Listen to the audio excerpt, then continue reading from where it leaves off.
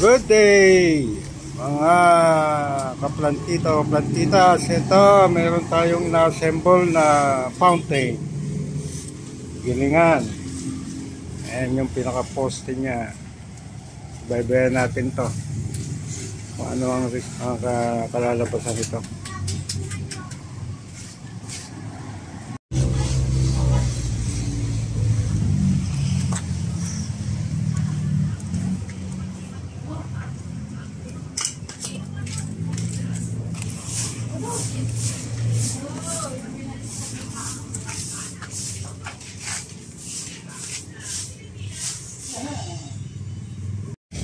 Pinipinturahan na ang mga pyesa.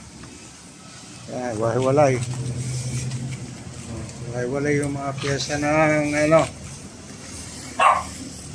fountain.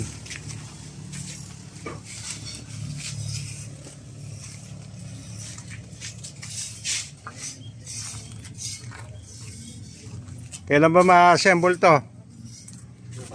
Bukas, okay. Nakikita na natin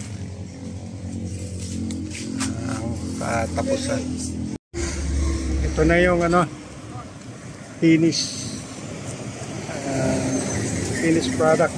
Ito yung gilingan, 2 piraso, 2 set.